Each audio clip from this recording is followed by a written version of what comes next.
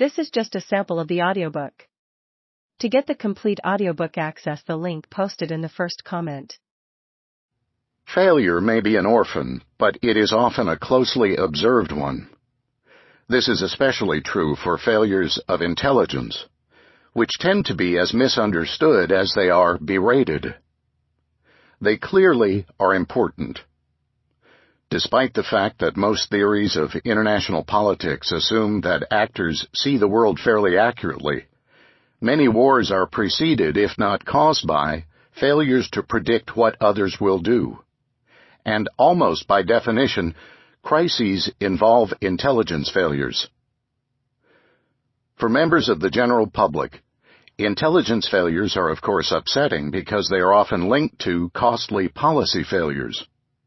The public often blames intelligence agencies, a propensity that policymakers are happy to encourage because it shifts the responsibility away from them.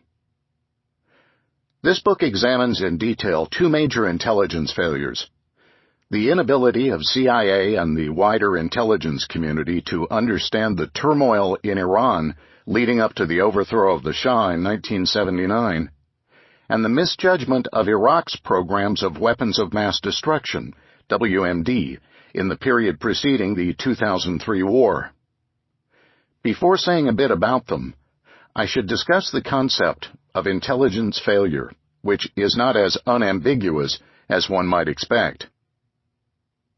The most obvious sense of intelligence failure is a mismatch between the estimates and what later information reveals. This is simultaneously the most important and least interesting sense of the term.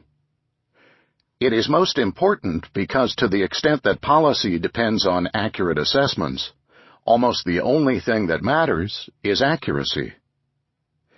In two ways, the brute fact of the intelligence failure is uninteresting, however.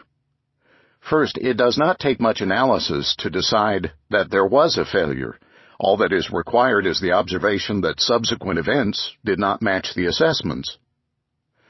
Second, the fact that intelligence often is in error does not surprise scholars and should not surprise policymakers.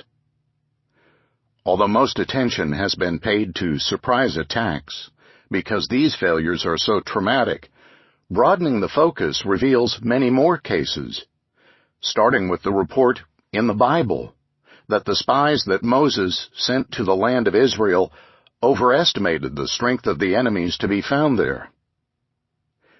As I will discuss further in the concluding chapter, the existence of failures is unfortunate but not mysterious.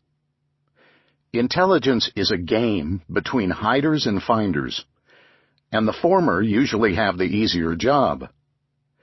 Intentions, furthermore, often exist only in a few heads and are subject to rapid change.